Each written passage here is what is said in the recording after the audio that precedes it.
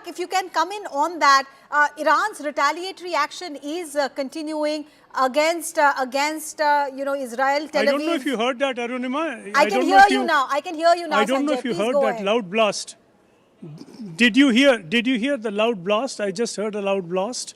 There has been a blast that I've just heard somewhere. I'm not sure what that is, whether that is an Iranian missile striking Tel Aviv or in the neighborhood where I am, or whether it is an anti-missile launch from the air defense system. Certainly, that can set off a pretty loud blast as well. In that case, that would have been a missile launched from the vicinity and the neighborhood where I am currently in order to target an incoming missile. Certainly, Iran is launching missiles, and Tel Aviv is very much a target.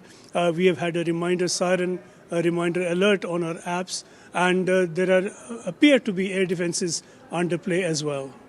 And this is the latest that we have. Iran's defense minister may have been eliminated. We were discussing this with Sanjay earlier as well, that there could be 3 top, leadership of Iran who could have been targeted, at least 3 senior Iranian officials eliminated. This is the assessment of the Israeli media. Iran's defense minister may have been eliminated, is what Israeli media is reporting, and 3 others. And Sanjay Suri is with us. Aman Sharma is also joining us in a bit. Sanjay, once again, the loud blast that you heard, just talk to us about that and also put that in context. If 3 senior members of the Iranian government have been eliminated, as is being assessed by Israeli media, and these retaliatory actions are continuing, how do you assess the situation as of now?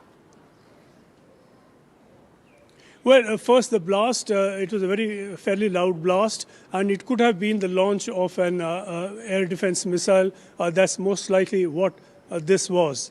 But certainly if we have already, and we are just hours into this attack, already 3 top leaders of the Iranian government, Iranian regime, who have been killed and eliminated, then that marks an early success for the Israeli-US operation. The question then is whether this kind of elimination will be enough to start to develop and to widen cracks within the Iranian government, within the IRGC, whether they will begin to get alarmed or even to panic that they really have no means to withstand this assault, and whether they will then choose to surrender as President Trump has demanded. That is a very real possibility. It really depends upon how hard Israel and the US strike, how effective these are, and by early signs these are quite effective already. Right. So Sanjay there reporting of a loud blast around the area that he is in. Sanjay Suri is reporting from Tel Aviv. CNN News 18 is the only national news channel which is reporting from Tel Aviv. As far as that situation is concerned, it's fast developing, like Sanjay has been reporting. Niak Ghurbani, if you're still there with us, just help us understand these retaliatory strikes that are happening. I think more than 120 missiles have been launched by Iran against Israel. Having lost, if the Israeli media assessment is correct, having lost 3 of their top ministers and commanders, and this retaliation still continuing, your assessment, how long can Iran really hold on? The Islamic Republic, actually, they try their best to still stay in power. But this is the final, actually, battle. The Iranian people, after the US strike, they will come in the street and took over all the, governments, all the building of the government. Because the Islamic Republic will not actually controlling Iranian people anymore, because 15 days ago, more than 15 days ago, killed more than 80,000 Iranian people. They just asking for freedom. But, after the US strike, this is a really strong sign to Iranian people. The Western country, especially US and Israel, are behind us. And then Iranian people will show their power, and they will take the country back from the Islamists. Right. Elijah Jamali, you want to weigh in on the situation as of this moment? Israeli media assesses that 3 of the top leadership of Iran might have been eliminated, but Iran is continuing to retaliate. So how are you assessing the situation as of now? Also, have you managed to establish contact with anybody who's currently in Iran? Well, first and foremost, I hope one can only hope that the three criminals who've got so much blood of Iranians on their hands are eliminated. And the situation will only escalate with the Islamic Republic on their final sort of tries to be intimidating in the region or at least keep face. But they already know that they have fully hollowed out. The recommendation and the reassurance that President Donald Trump gave to the armed forces who have been bearing arms against the people is incredibly shaking to the system and the core of this regime, because now they have to imagine their own allies putting down their arms, because Iranians know that this is indeed like Nihat Qorbani says, and like Iranian people inside of Iran have been saying for the past many years, but specifically for the past 2 months. This is the final battle, and Iran will be free, and Pahlavi will return home. This movement in Iran that inspired President Trump to make a promise to Iranians in order to bring about regime change for Iran, as the president has said himself time and time again, the action and the responsibility of regime change will, of course, fall on the shoulders of Iranian people. Crown Prince Reza Pahlavi has mentioned this himself time and time again. Iranian people have came to the streets in their millions, and they've called in one unifying voice for the return of the Pahlavi dynasty.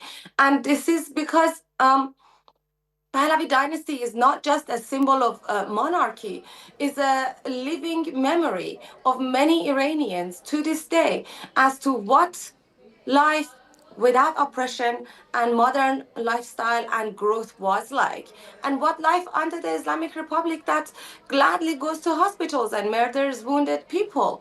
I mean, the criminal atrocities against Iranian people over the past 2 months has brought this regime to the day that they are facing right now. And if these 3 criminals have been eliminated, I welcome that, and I look forward to the long list of elimination that must happen.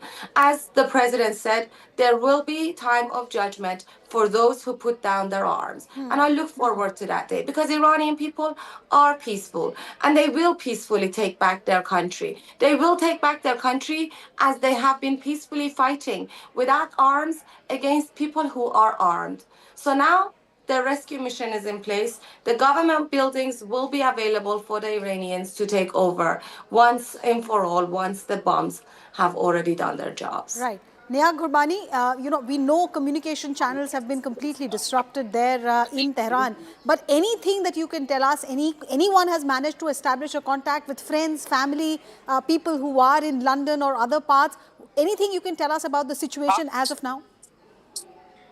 As I said, early morning today, my family members called me and telling me we are super happy because President Trump finally keep his word and start helping us.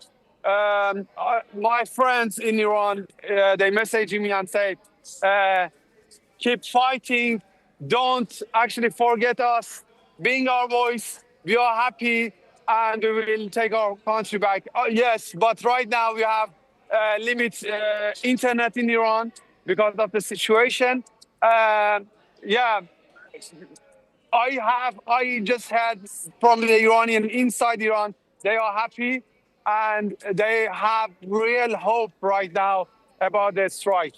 Right, but if this escalation continues, the Iranian regime is also retaliating. They've put out a statement saying people of Iran should not worry in terms of essential supplies. We have enough. So if this escalation continues, how long do you think the people of Iran can really hold on? As of now, they've been told to remain inside their residence, not step out. There are not enough number of shelters there.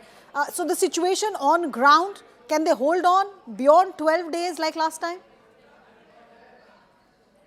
we Iranian doesn't have shelter in Iran.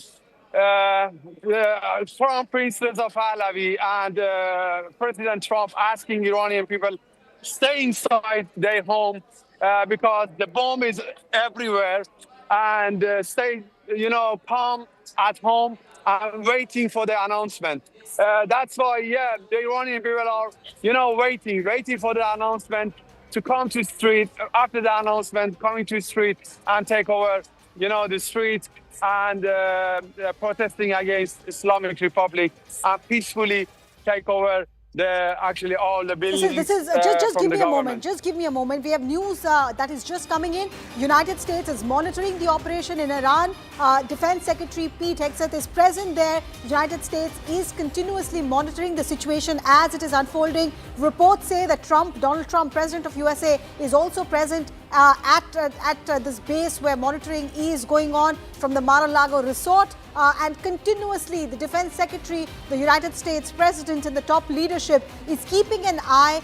They are in touch with their Israeli counterparts, and they have been told that that's the assessment that the top leadership of Iran, including the man who was in charge of their nuclear program, they've been eliminated. The defense minister report suggests that's the assessment of Israel, that the defense minister too has been eliminated, and Donald Trump himself is monitoring the situation. Sanjay Suri, if you're there with us, Sanjay is reporting live from Tel Aviv.